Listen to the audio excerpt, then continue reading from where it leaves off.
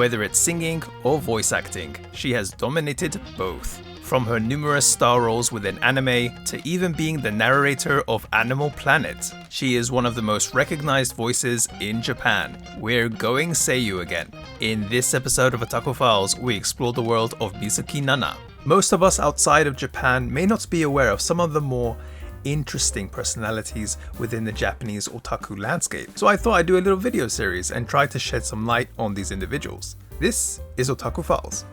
As was also the case with Hirano Aya, many Japanese voice actors/actresses tend to be really good singers. The reason for this is noted that their vocal training ends up improving their overall vocal performance, helping them also be better singers. Now when it comes to female seiyuu, aka voice actresses, that have also been amazingly successful professional singers, there are few that can beat Mizuki Nana. And there is a particular reason for that, something I'll get into in just a bit. With her singles regularly placing themselves within the top 10 of the Oricon charts, with many even hitting the top spot, make no mistake, Nana is a well-known and respected singer in Japan. In fact, she was the first seiyuu to have their single and their album reach the top spot of the weekly Oricon charts. Not only that though, she was the first seiyuu to have a concert in the famous indoor venue Tokyo Dome. For those overseas fans of Naruto, her name might also ring a bell. That is because Nana is actually the voice of the one and only Hyuga Hinata.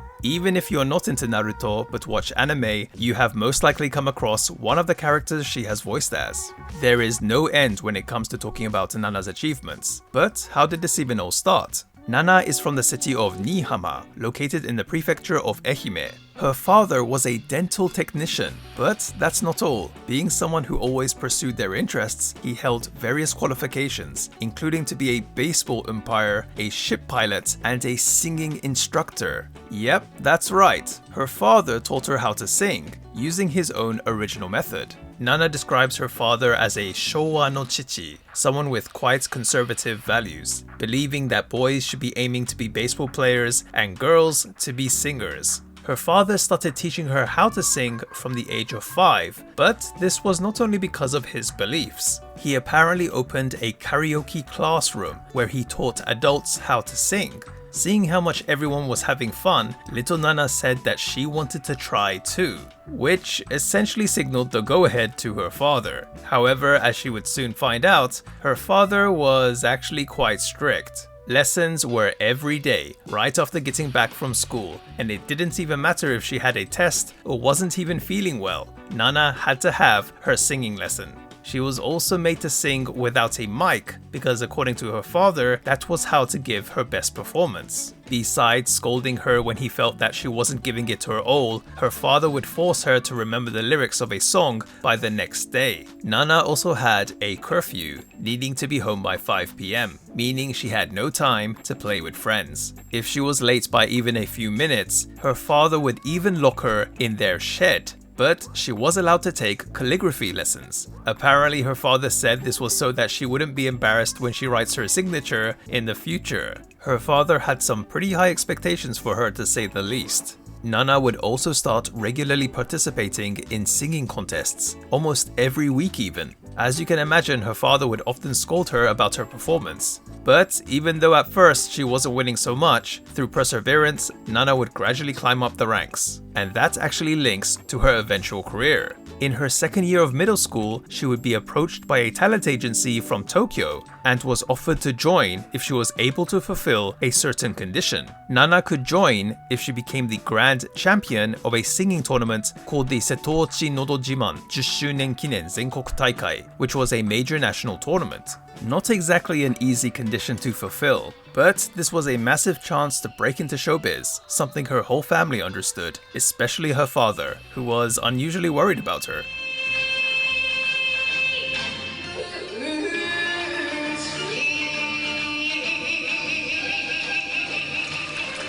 Despite some fierce competition though, she actually managed to win. After winning the tournament, 15-year-old Nana made her way to Tokyo and ended up going to Horikoshi Koto Gakko, which is a famous high school noted to be attended by many Japanese celebrities. While doing so, she would become a live-in apprentice of one of her talent agency's voice trainers. However, besides singing, Nana had another interest. From when she was small, she loved anison, aka anime songs, and also had an interest in the occupation of being a seiyuu. Because of this, in her second year of high school, she took a voice acting course at the Yoyogi Animation Academy. So yes, Nana first trained to be a singer and ended up aiming to be a seiyuu as well, which explains a lot about her accomplishments I previously mentioned. Maybe it was because she had singing lessons from when she was 5 and most likely already had good control of her voice, but she didn't need to wait long to debut as a seiyuu. In her third year of high school, so around a year after taking that voice acting course, Nana would debut as Kadokura Chisato, one of the heroines of the dating sim Noël la Neige of the Noël series that was released on the original PlayStation around the early part of 1998. But she wasn't done yet. She would then play the character Yamato Sora from the comedy sci-fi anime series Jiku Tantei Genshikun, which started airing from that same year in October. This must have been an amazing time for Nana, being able to accomplish her dream of being a seiyuu. However, after further research, it unfortunately seems that all was in fact not well around that time. During her second year of high school, Nana was in fact in danger of being expelled from her school. The reason? Her talent agency ended up going bankrupt. The condition for attending that high school and doing her particular course was that she had to be a part of an entertainment agency. But she didn't need to fear. The voice trainer she was living with would start their own agency called Sanko Music and helped her remain in that school. What a relief, right? Well, not really. That voice trainer, who she called Sensei, did in fact help her. He also regularly committed sexual harassment towards her. This was over the course of 5.5 years, the frequency gradually increasing until it was happening on a daily basis. Apparently it was done in a sort of joking way, but he would touch her chest and her behind repeatedly. Remember, she was 15 years old at the time she moved to Tokyo. Nana never mentions it's going any further than that, but that it left a scar that still remains to this day.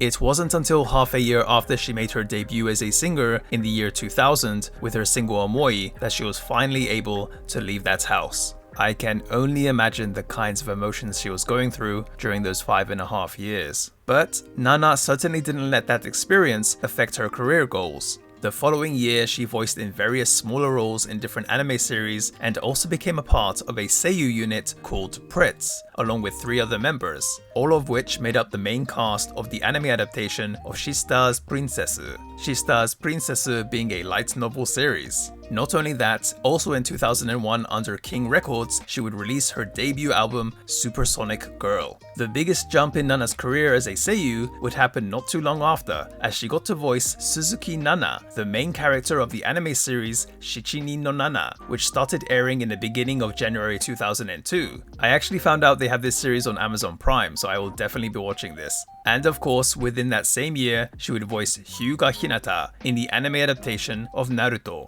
Now, I'm not going to attempt to cover all of what Nana has been able to accomplish. She has been involved in so many different projects over the years and has released so much music, it's insane. But I'm going to guess that strong work ethic is also something she learns from her father. Or maybe she just really loves what she does. Let us know if there's anything particular that you like that Nana has been involved in, or any other thoughts or opinions in the comment section below. Anyway, that's going to do it for this video, guys. Mizuki Nana is such a big name in the Japanese music world and voice acting world, and after doing my research, I can understand why. It was pretty shocking to me though to find out what happened to her, especially when she first came to Tokyo. Not something I was expecting to find out, but despite those awful experiences, she has done some really incredible things. Anyway, thank you again guys for watching. Let me know if there's anything else you want me to cover. Take care, peace, bye.